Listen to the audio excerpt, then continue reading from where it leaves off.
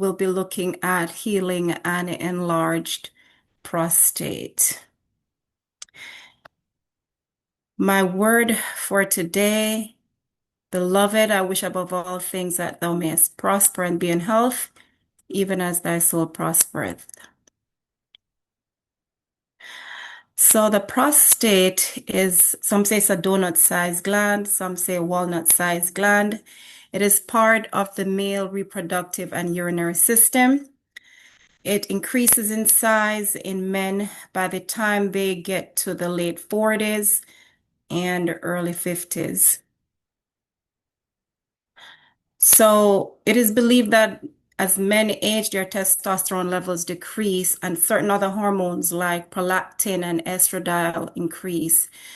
And when that happens, it results in a more powerful form of testosterone called dihydrotestosterone in the body, causing an overproduction of prostate cells, which is known as hyperplasia, some people pronounce it as, which causes the prostate gland to become larger. And as this happens, it pinches the urethra, which is being squished right there in the middle of the gland.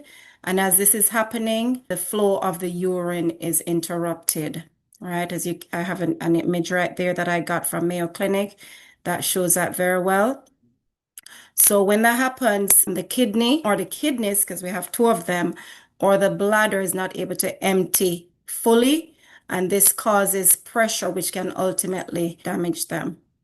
Some of the symptoms that men may experience include the feeling that you haven't completely emptied your bladder, a slower urine stream. You might notice some blood in your urine as well. You might be waking up more frequently to urinate at night. You're producing only a small bit of urine at a time, and you're finding yourself urinating more frequently. So what about surgery? It is said that about 14 million Americans experience these symptoms, right? And surgery is an option. Billions, yearly spent on prostate surgeries. And I found this statement on the Mayo Clinic website, and they stated, and I think they took this from the Journal of Urology, right? It states that for benign prostatic hyperplasia, which is known as BPH for short, specifically the estimated yearly individual cost for treatment exceed $1,500, with national costs to the private sector approaching $4 billion. Okay, and they got this study from the Journal of Urology. So removing the enlarged prostate is an option. It does alleviate the symptoms, but it can also lead to incontinence or impotence.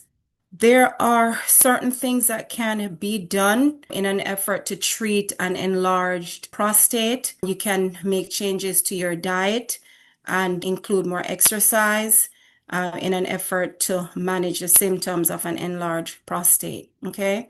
You can also avoid liquids a few hours before going to bed or before leaving home. You want to avoid caffeinated and alcoholic substances because these can actually make you feel like you want to urinate more often. Avoid junk foods, fried and spicy foods as well. And you want to include some moderate to vigorous exercises or activities throughout the week. Also maintaining a healthy body weight. Treating it through diet. So the type of protein you eat may matter. Some studies are finding out that those that eat more red meat are at a higher risk of developing an enlarged prostate. Okay. Experts are recommending getting protein from plant-based sources such as beans. They also suggest including omega-3 fatty acids in the diet. Those who have prostate issues, they're saying is usually low in their diet is usually low in the essential fatty acids. Okay. And plant-based sources of those fatty acids include flaxseed, chia seeds, and walnuts. For those who would want to use an oil like the flaxseed oil or the wheat germ oil, you want to be careful not to apply heat to those oils, as doing that can destroy the properties of the oil. Adopt a diet rich in fruits, vegetables, and healthy fats Tomatoes, that's one of those foods that, you hear a lot about when you start talking about the prostate.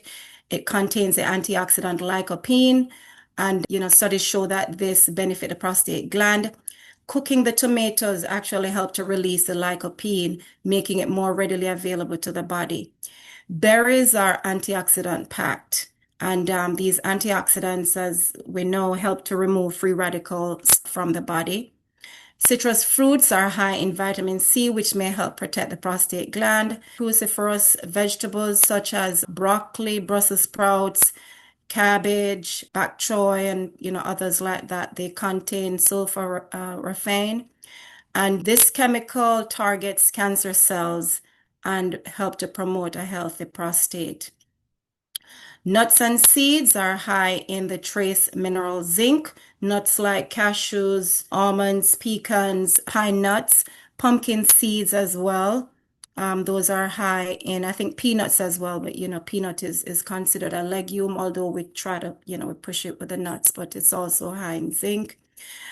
Zinc is actually found in high concentration in the prostate, so go figure, right? So as we're talking about the prostate, we talk about herbs that are beneficial. Saw palmetto is one of those. It is said to be one of the most effective natural treatments. This extract comes from the saw palmetto berry, and it contains a compound which inhibits the action of the 5-alpha reductase enzyme, lowering the amounts of the potent DHT form of testosterone. And this works exactly as the expensive drug Proscar. This is a name brand drug. It has anti-inflammatory properties which decrease inflammation in the prostate gland. Okay. So pie gum, also known as the African plum tree, improves the urinary flow, stops the urgency of urination, and decreases inflammation in the prostate. Stinging nettles is another one, used effectively in Germany to treat this condition as well. The root of this herb contains many of the active ingredients that are found in saw palmetto. They have outstanding anti-inflammatory properties. Now, these drugs are used together, they're combined. Okay, you can, if you're looking for supplements for the prostate, you can find supplements there that combines all three of these together. So you have the saw palmetto, the pie gum, and the stinging nettles. Now, I'm quick to add that yes, there are drugs there on the market that would enable you to get relief fairly quickly, but then they also have side effects. Okay. With the saw palmetto combination, you want to exercise patience. It does take some time before it starts exerting the benefits. Usually they say, several weeks to about 3 months. So you want to be consistent.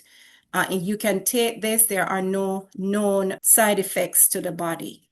Okay. I wasn't able to find anywhere where it said that. Okay. So you want to be active as you look after your prostate health. All right. I did use some of these resources. Cancer.ca. I have this book. It's called God's Pathway to Healing Prostate. The Natural Remedies Encyclopedia, clevelandclinic.org, mayoclinic.org, and medicalnewstoday.com. I did not exhaust all the information here, and I pray that you'll do more research as you look into maintaining good prostate health. Thank you.